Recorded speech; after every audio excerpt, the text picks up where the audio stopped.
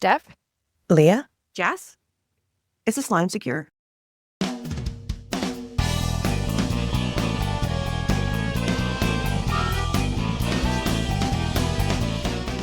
Hello and welcome to Secure Line. I'm Leah West.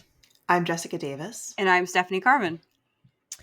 It's been a long 4 years since the three of us were all together for our Podmergency episode in February, where we talked through the first round of Trump's threatened so-called fentanyl tariffs and Canada's promised action with respect to the fentanyl crisis in this country to avert them. Much has happened since then that has had major implications for Canadian national security, some of which we've discussed with other guests, like last week's episode on defense policy with Phil Lagasse. But there have been many other developments since Mark Carney won the Liberal leadership and started making the rounds with allies. We had the parting shot of a white paper from Prime Minister Trudeau about RCMP reform. We've seen Canadians increasingly stopped and some detained at the U.S. border, not because they have committed any alleged crime, but in some cases because of their political views on social media. We have, of course, all got to see our worst fears about security of intelligence in an administration that has no respect for the national security community play out over Signal. That, plus the whole we want to own Greenland and annex Canada, has us reevaluating our reliance and integration within the U.S. national security apparatus. Oh, and there is an election and people are attempting to interfere with it. So it's been a lot. Some of it Signal, some of it noise. Some of it on Signal. Some of it on Signal. How much of each is still TBD? But the landscape we live in has without a doubt shifted. And instead of therapy, we're going to try and work through it together. Could not think of two better people to talk through all of this. Steph, I'm going to start with where I ended first, which is the election, partially because we had some interesting news today from the Security to Elections Task Force, which revealed that they have identified foreign interference on the part of the PRC on WeChat platforms. But this isn't the only headline that we've seen with respect to foreign interference and this 2-week-old election. So, Steph, do you want to dive in and talk us through it and what is bothering you or concerning you about what you're seeing with respect to foreign interference? You know, it's so interesting. And Leah, to a large extent, I bow to your expertise on foreign interference because you lived and breathed that for well over a year. So interested in both of your thoughts on this as well. It's interesting. So far, I think there have been 5, possibly 6 instances of foreign interference that have come up in some way in the first half of this campaign. And that is even before the campaign. If you think the SITE task force, which is the Security and Intelligence to Elections Task Force, they monitor or they work with the various departments and agencies, of course, in order to monitor for foreign interference in our elections, particularly online. And although not exclusively, I think we should make that clear. And they actually had said during the nomination race for the Liberal leadership that there was a campaign targeting Chrystia Freeland. And the campaign that you talked about today was done by the same group of actors, which are People's Republic of China or PRC linked. And it's weird because in the February one, it was pretty clear that they said that this was negative information about Chrystia Freeland. And in this one, they were a little bit more ambiguous. To be fair, the examples that they gave were really odd. This was a social media post by supposed to be one of China's most popular news accounts, which said, "Oh, look, Canada's Prime Minister Carney stood up to Trump. Seems good." You know, that was it. It wasn't like some kind of ringing endorsement. It was almost like a factual observational statement. It's very odd. And to be clear, I don't speak Chinese. The allegation wasn't that it was misinformation necessarily. It was a targeted influence or interference campaign, as I understood it. Yeah, exactly. So it was really, yeah. And this is the point that I think they're trying to make. They're like, the reason they brought it forward was that it was artificially augmented, right? It was artificially brought forward. There is an inauthentic campaign, as they would describe it. So like for some reason, PRC-backed actors decided to really amplify these kind of very mid statements. And again, I think we have to be really careful on what this means, right? You're right. It's not misinformation. It's not disinformation. It's not even necessarily praise.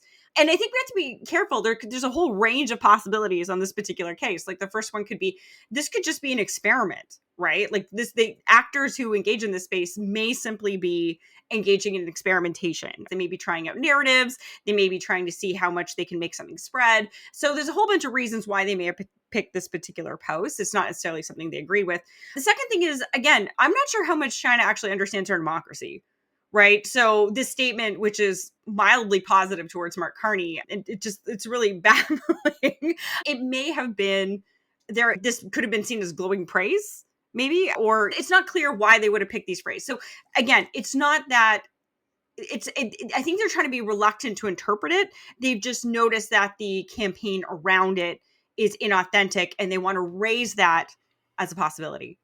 So the real point here is that site is telling Canadians that there is inauthentic activity happening in some sort of communications targeting particular diaspora communities. What they're trying to achieve, we actually don't know.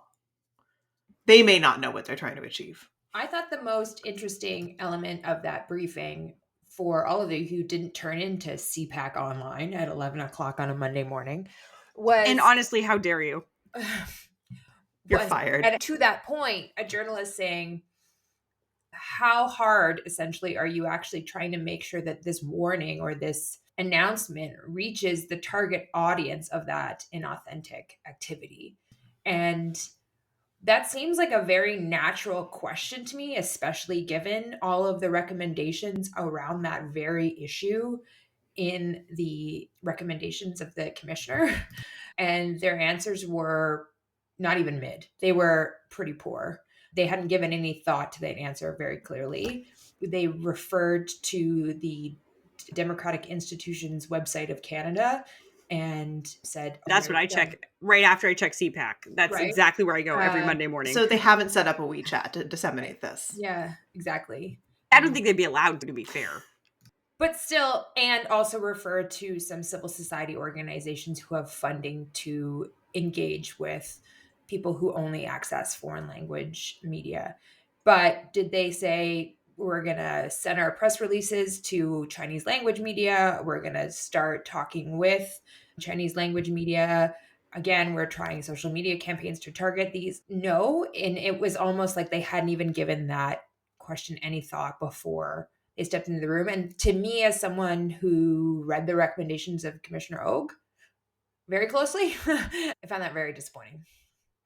Yeah, I don't want to defend the government here. So I did ask a journalist and I asked someone in the government what about that question, right? And I said, did you invite any Chinese language media to this or any other language, frankly, like Hindi, Arabic, like all Persian, all different kinds of Farsi language media to this? And so this is where it breaks down. And I think this is one of these things where we may have to learn something every election. So the Parliamentary Press Gallery building where these press conferences are held is technically, I don't know if it's an agency of parliament, but it's at arm's length of parliament. It self-governs. And so who gets access to that building is determined by the gallery itself. So the government effectively announces that it's going to have this press conference at the Parliamentary Press Gallery, but then they have to register with the Parliamentary Press Gallery in order to get in. And then I asked the journalist and I asked the government, I said, has anyone reached out to these or do they know that they have to do this? I'm assuming a lot of these like newspapers and things like that are Chinese language, they may be 1 or 2 person operations. Have they thought about simulcasting in another language? It doesn't appear to have been the case. So I think it's good that we're having these conversations in public, but this raises a good point of where we need to take the next steps and those recommendations. We're going to have to do a better job with those recommendations in bringing this out because this is one of these areas where the kind of the old way of doing things, I think, is preventing us from potentially being as effective as we could in getting some of that messaging out. Yeah. And I'm old enough to remember there was a time when the government of Canada says stuff like this and pretty much everybody in Canada paid attention. But that's a long time ago now. That's a good 20 years. I think everyone's watching their stock fall, Jess. That's certainly what I'm doing. But can I just say, so, I mean, this is the kind of stuff I thought we would be talking about more in the election, but we've seen foreign interference in other really weird ways I hadn't anticipated. So there was a story in the Globe and Mail right at the outset of the campaign where basically it said that India had helped Pierre Poilievre to secure the nomination, or at least tried to. And to be clear, the Poilievre campaign did not know anything about this, and there's no indication that there was any kind of coordination or whatever. But this is something that they wanted. India apparently wanted and worked to that end, or at least they really just didn't like Patrick Brown, who was one of the main competitors. What's interesting about that is I don't think it was a news story. I think anyone who had read the foreign interference report saw that there was some discussion about the conservative nomination race that took place in 2022. And it just, so I think there was the assumption that this had happened, but this was, I think, the first confirmation publicly that it was the Poilievre campaign. And then there was the case of the MP, the Liberal MP, who is running for, was running for re-election, I should say, Paul Chang.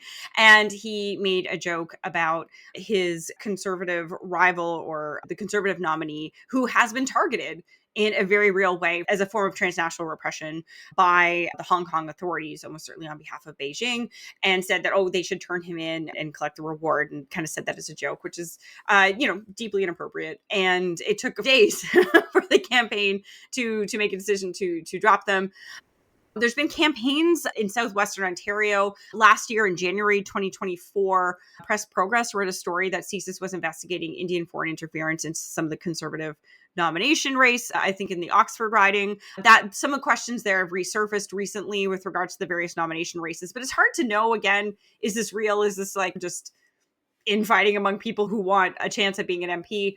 And then finally, I would say there was a story that's interesting today that was also put up by Marty Patriquin for The Logic. And basically, he talked about a think tank report which identified 73 accounts, but possibly hundreds more, that are amplifying far-right content about Canada around the election on Twitter/X. Maybe it's not breaking news that this is that Twitter is a cesspit for this kind of stuff. But all this to say is, like, there have been a number of foreign interference stories in this particular election. Like, my understanding is that it's not clear that it's foreign interference per se, but the platform itself is now linked, obviously, to the U.S. administration and is friendly to U.S. administration's wants and needs. And they've been playing up this 51st state, Canada's in decline, the U.S. should annex Canada. So it's not really pro one candidate, but it's just this amplification of this narrative that we're seeing And about the White noise. House on X.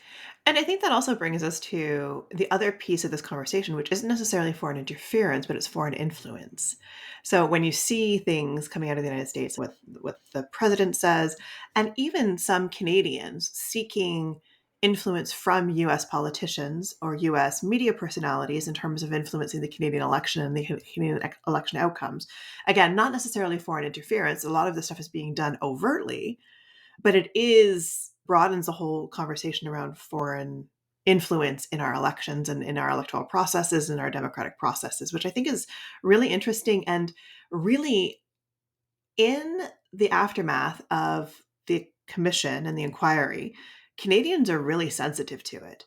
So we saw it actually during the convoy as well. There was a lot of concern about foreign influence and foreign interference during the convoy. But I think even more so now, after the commission, people are really up in arms about the US interfering or being seen to interfere or influence Canadian politics, and Canadians going and trying to exert some of that influence.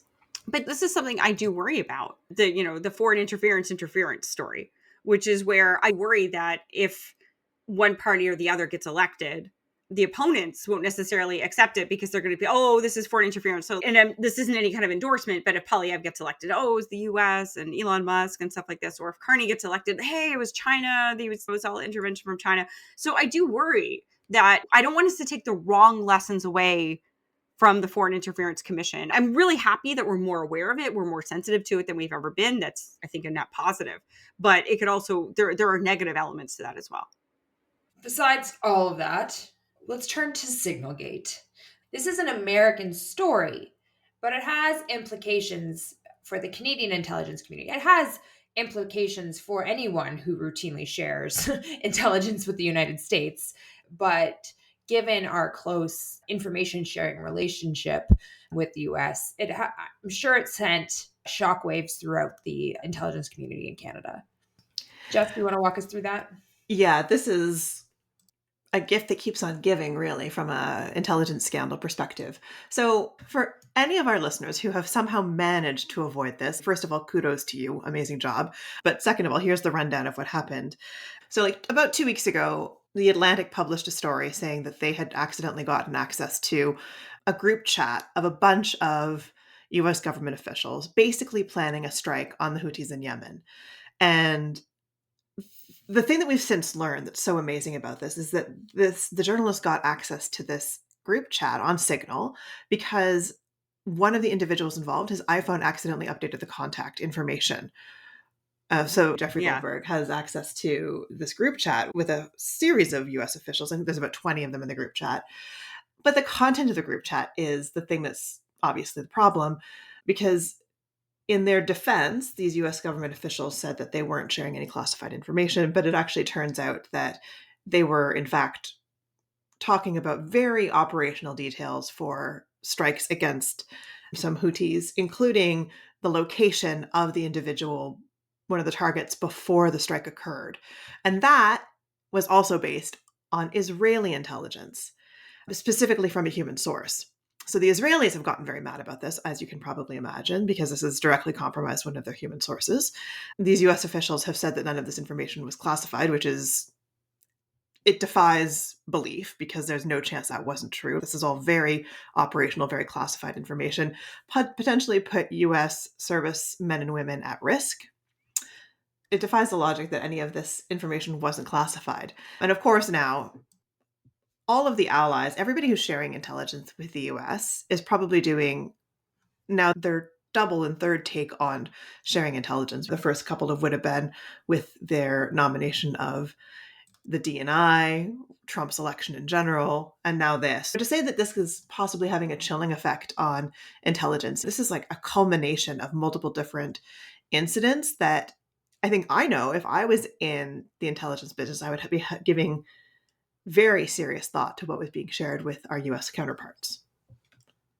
Yeah, and it's not just that. It's also the fact that like every day we're hearing now there seems to be some kind of purge going on of basically nonpartisan national security authorities. The most recent is an official at NATO, which was just announced today, as well as, of course, the head, I believe, of the National Security Agency, where basically top officials all seem to have been removed, and possibly because known conspiracy theorist Laura Loomer marched into the White House and basically demanded that or suggested that these individuals were somehow disloyal, and they were subsequently fired.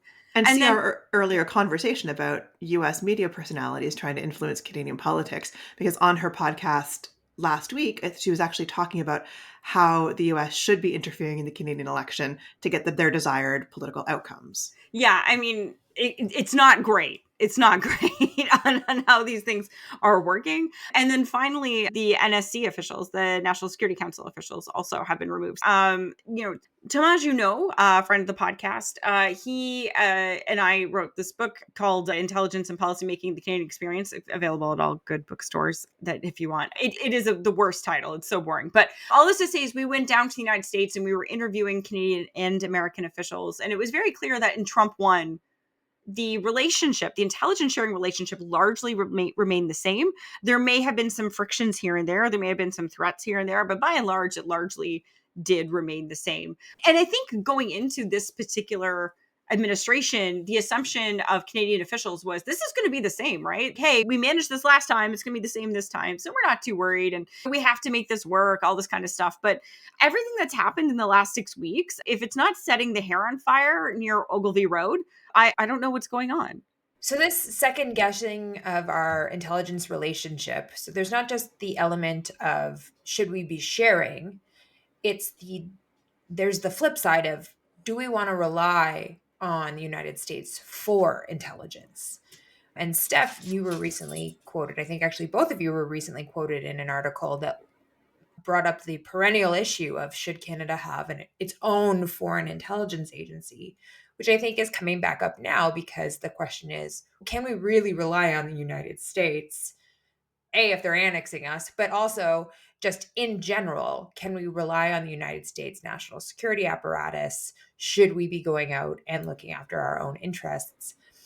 And one thinks that our argument is self-evident even before this. You would want to think that a sovereign nation would be out there doing its own foreign intelligence collection and not relying on intelligence partnerships to that end. But we largely have when it comes to human intelligence. And the question of should we have a human intelligence capability that focuses on foreign intelligence is one that's come up repeatedly over the last several decades since we had CSIS, and the decision was very clearly made to not have a foreign human intelligence capability.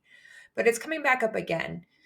Do you think we're just going to have the same conversations over and over again? Or do you think the geopolitical dynamic is such now that we really have to stop and reopen this debate more fulsomely than we've had in the past? Jess, I'll start with you. Yeah, if you'd asked me this question 3 years ago, I would have said a foreign intelligence service is nice to have. This is not at the top of the list of things that I think are super important for Canada. We were getting great value from our relationship with the United States. Our interests were so closely aligned, and the US intelligence collection capacity was so great that there was really no good argument, in my view, for us to really duplicate a lot of that. I would have said maybe there's some particular areas where we could have used additional foreign intelligence collection, but we did not necessarily need it to meet our goals. That has changed completely, I would say, in the last 2 months. And the thing that's, I think, so interesting about it is I do think that has changed somewhat for the Canadian population as well. You could not explain this concept to Canadians 3 years ago and have them understand it in a way that would have them not look askance at the price tag that would be attached to this. Like, the price tag for this is big. We're talking probably billion, not hundreds of millions at this point. And the Canadians that I've spoken to about this have not flinched when I've said that. I think it's so interesting to me because we're such a fiscally conservative country. We don't want to spend money on anything. And to hear Canadians say, you know what, the time has come for us to spend big to protect our interests, to get intelligence, to drive our economic and security interests is, to me, it's revolutionary. This idea that Canadians might actually get on board with this kind of investment. But I think ultimately the time has really come for Canada to think about this because we cannot rely on the United States to be collecting this kind of intelligence for us, to be doing it consistently and reliably, and to be giving us everything without biasing it. There's a fun saying in the intelligence business that we share to influence and to inform. I think now, for the long time, the United States was doing a lot to inform. And I think now anything that we're getting from them would have to be looked at from more of an influence perspective. Yeah, I would echo a lot of that. The only thing I might disagree on is that I think most Canadians already think we have a Canadian CIA. I'm dead serious. Like, when I talk to, What do they think it's called, do you think? I think they think it's CSIS. They think CSIS is the CIA, right? And it's not. And just for people who don't know out there, and that is fine if you don't know. So CSIS collects security intelligence, and security intelligence is really like defending the realm, right? Like, it's the information that you need in order to protect Canada. Whereas foreign intelligence is information really kind of about other things that may be out there that are also important to the security of the state. But like, what are the intention of the Houthis with regards to the Red Sea? Or what are people in Russia thinking about leadership succession going forward? That's really the foreign intelligence. And we've decided it's more than that, though. It can have a direct link to Canada. Oh, sure. Economic interests, for example, yes. Or how states are going to vote on a UN security resolution that Canada brings forward. All that stuff, yes. It's just stuff outside of the CSIS Act, which would be terrorism, espionage, and foreign interference. Subversion. Right. Yeah, okay, yeah, that's I feel like subversion's coming back around. Ever since the convoy. Bringing it back. Yeah. I haven't touched it since 1986. Okay, I also think about foreign and security intelligence as being more defensive, looking at those threats to security and reacting to them, and foreign intelligence being more offensive or forward-leaning, trying to be proactive against some of those threats and their nexus to Canada. So it's like, that's the kind of stuff we don't have. And we've depended entirely on our foreign allies to give us that information. Human sources. From human sources, correct. To be clear, though, human intelligence. We do in Canada collect foreign intelligence through the Communications Security Establishment. That's their primary mandate. That's their historical raison d'etre, although they do a lot more things than that now. We do get signals intelligence to forward our foreign intelligence aims, but we don't have human agents. We don't have intelligence officers running agents abroad to gather that kind of intelligence. Yeah, and I'm really glad you said that because, again, if you say that Canada doesn't do foreign intelligence, the CSE does get very mad, and we don't want them being mad at us. Yeah. And then there's also a part of the CSIS Act, Section 16, that allows for the collection of foreign intelligence in Canada. But you can't target Canadians. So it's only non-Canadians within Canada. So if we had a foreign diplomats in this country, although technically unlawful at international law, the CSIS could per se intercept their communications in order to gather foreign intelligence on them in Canada. Leah, I want to ask you, what are the legal restrictions if we were thinking about setting up a foreign intelligence service? Like, what does that look like in Canadian law and international law too? Steph asked me this question the other day about would this just be Crown prerogative? So, does the executive have the power to just do foreign intelligence without legislation? And the argument could be made that they do, but I would argue that the fact that we have a specific human source driven intelligence agency that specifically delineates that you can only do foreign intelligence collection in very specific spaces means that you can't then create a whole new agency that does it elsewhere, right? Like, Parliament has spoken so far in relation to where Canadian officers can do foreign intelligence collections. They've narrowed that field.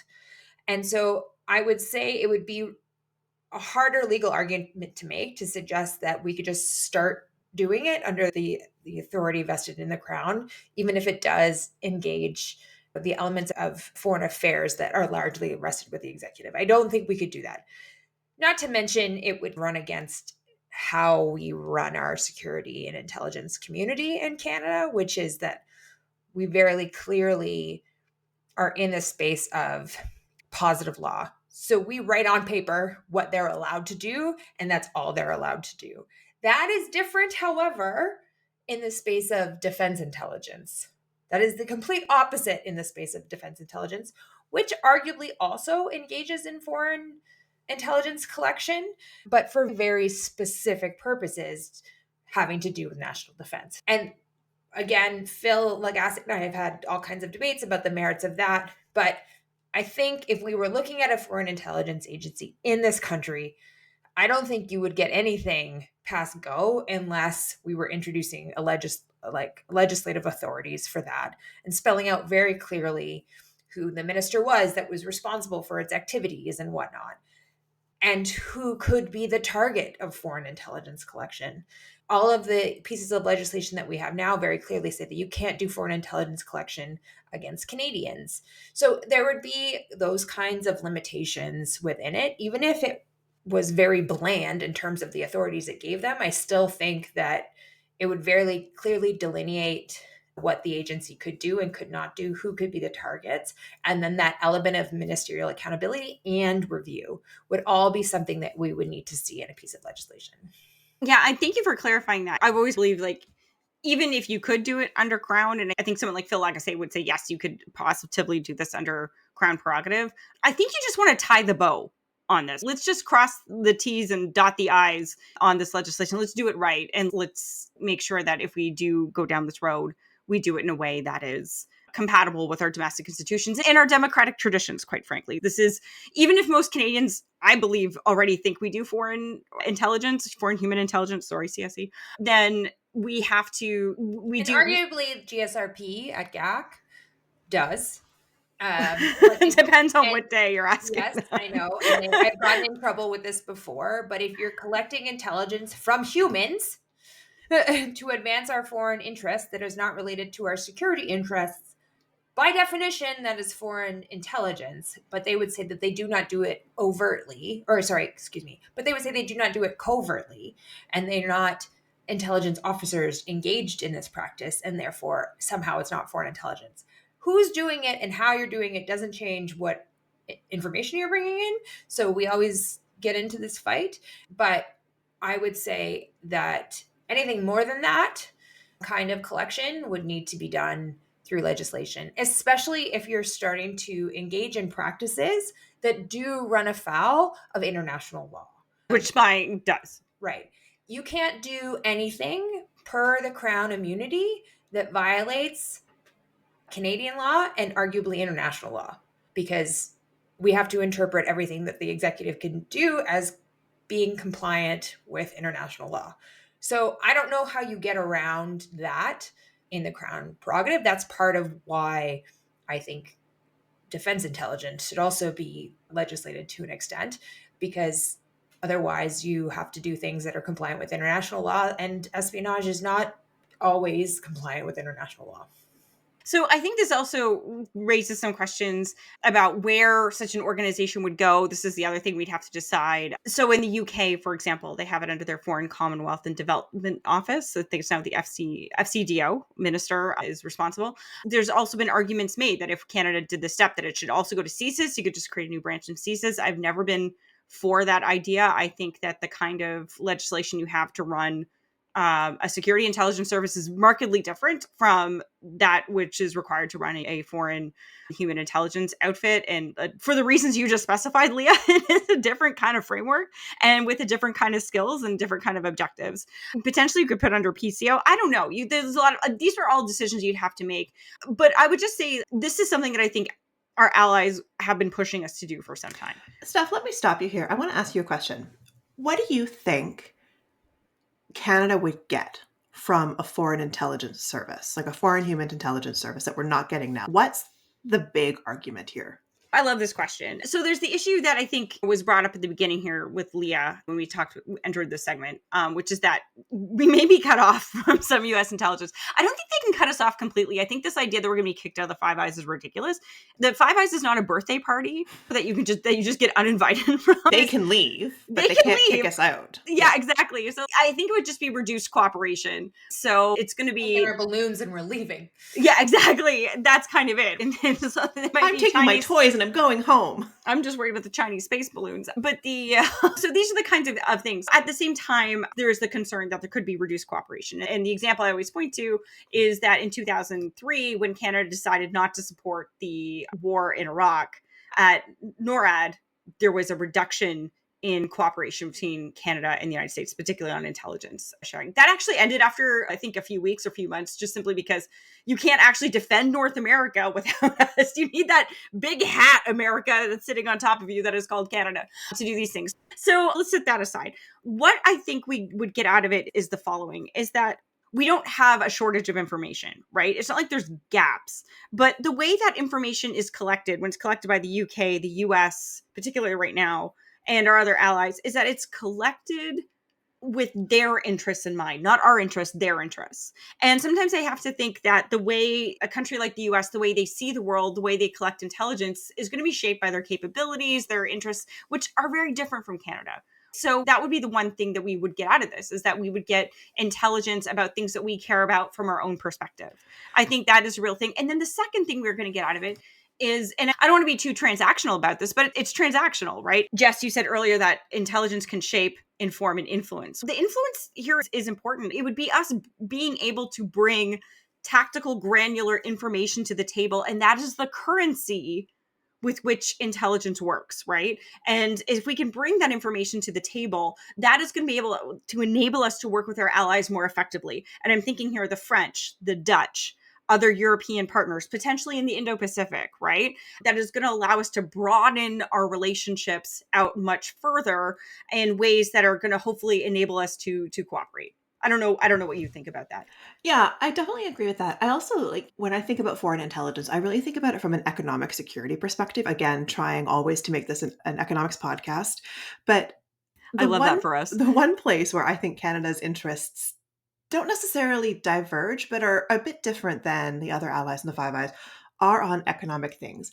And I think this is the kind of place where foreign intelligence could really inform that. And one of the things that I wanted to talk about today that I don't necessarily know that we want to get into in too much detail is this issue of sort of state threats using non-state actors. And one of the examples I wanted to bring up was the role of the UAE in Sudan and funding the RSF in that sort of overall conflict. And I'm not going to get into that. But one of the issues that's happening there is that those forces are being funded in part by illicit gold sales.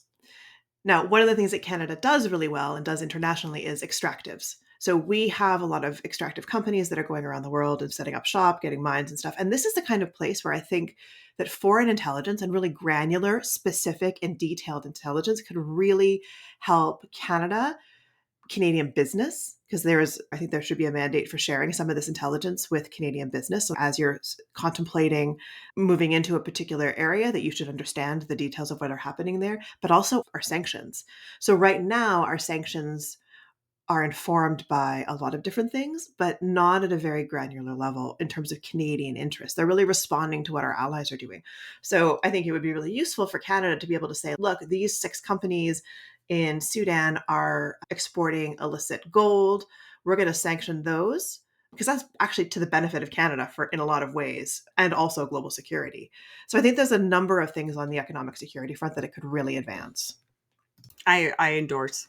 I just want to add one of the other historical arguments against just adding a foreign intelligence component abroad for CSIS has always been this idea that you do intelligence, there are different rules for intelligence collection at home and abroad, right?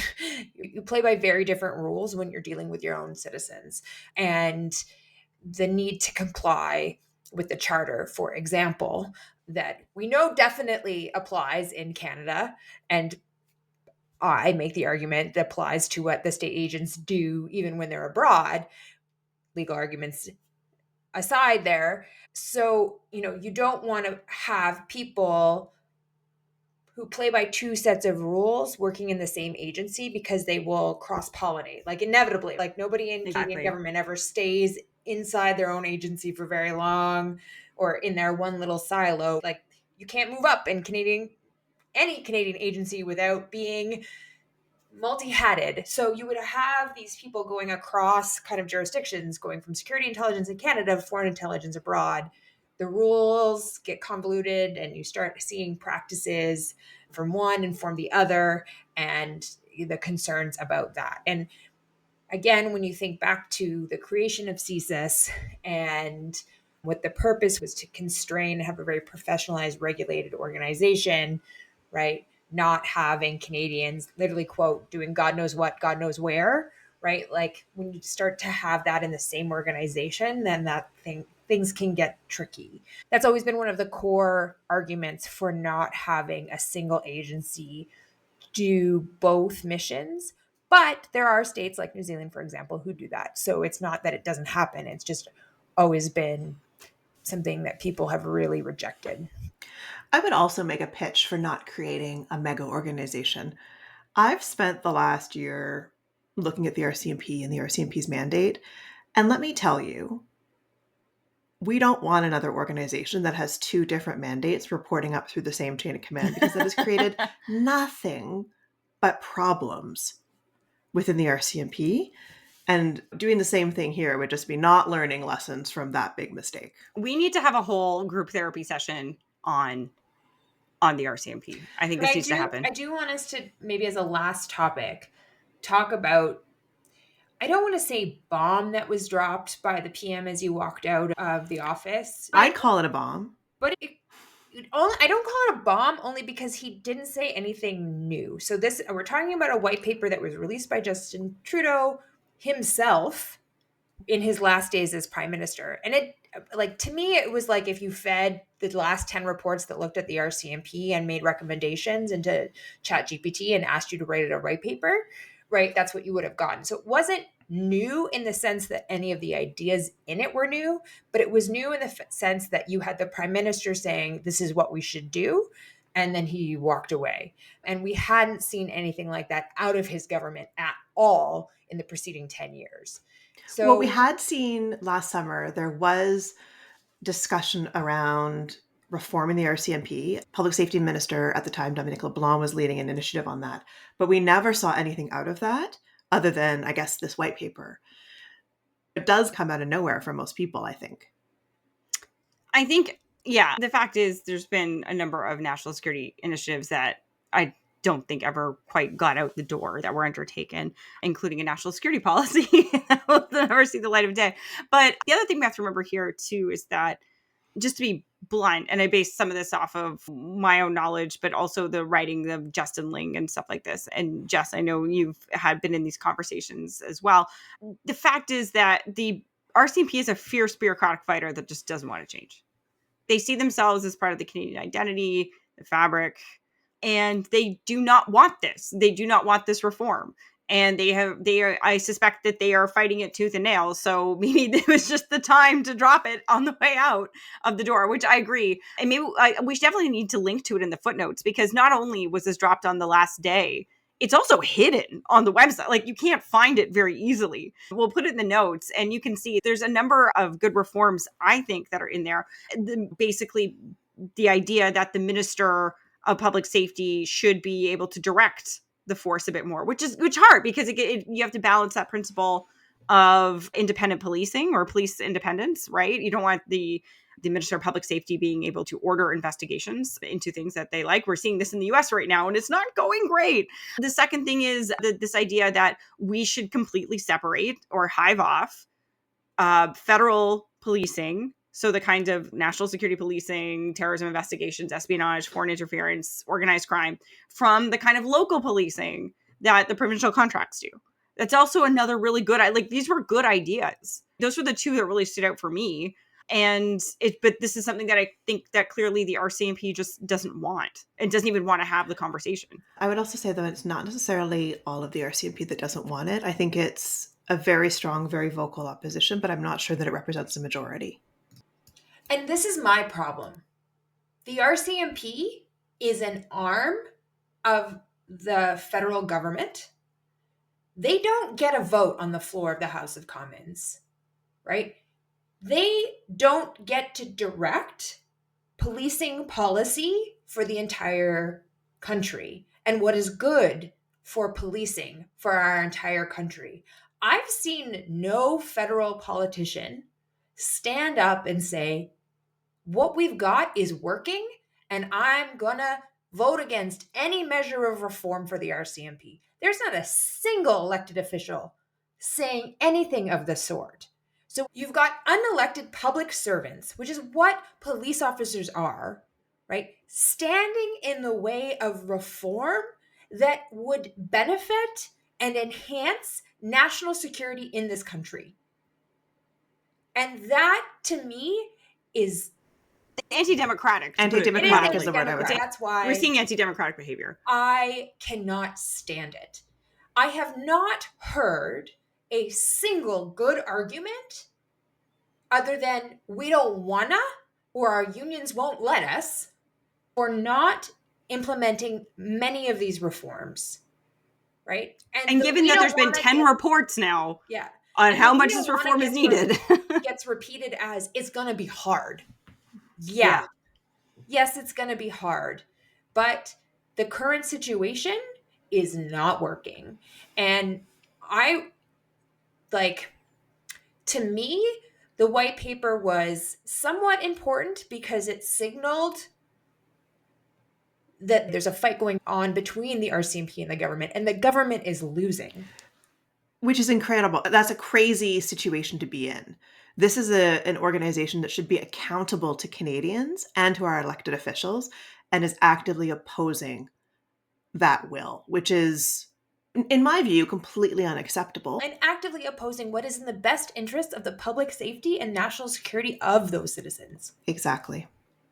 And so I think, it was cowardly to do it in this way of the Prime Minister, but at least it was done to signal that the fight is going on to those who are not paying attention. But he basically said, this is not a fight I was willing to actually do anything about when I was Prime Minister. So here's for the next guy. National security was never a priority. Maybe one of our podcasts later down the road, we can do a respective of the last 10 years of national security. Because there's some good, but some bad. And I think The thing that disappoints me too about the white paper and the whole conversation after it is that we haven't actually seen any of the political parties in this election cycle take up the mantle of talking about this as part of their platform. Which brings us to the next topic that we need to discuss, which is going to be the party's national security platforms. Now, we're not confident that we're going to get any platforms. So, what we're proposing is we're going to reconvene probably in a week and a half to talk about the announcements that we've seen that pertain to national security. And we're going to try to make sure that we cover that off across the different parties so that we get a good nonpartisan representation of what they're saying and just talk through some of these issues. So, on that note, with promise of more to come, I think this has been a very good airing of the grievances, ladies. And I'm glad we had these conversations. There's clearly more here that will be said, whether it's foreign intelligence, the RCMP, foreign interference, and I wouldn't started about the border. Oh gosh, yeah, no, the border is clearly here to stay. To be fair, I really enjoyed this reprieve from Orange Monday, as I like to call the stock market day. Don't look at her. We're going to be working for a very long time, okay, guys? We're working for a very long time. So on that note, thank you so much for listening. It's been another great episode of Secure Line. If you enjoy this podcast, please tell a friend, please rate, please subscribe, please review, please do all the things that they always ask you to do on podcasts, except for buy underwear or mattresses or whatever that is. And as always, we will see you next time.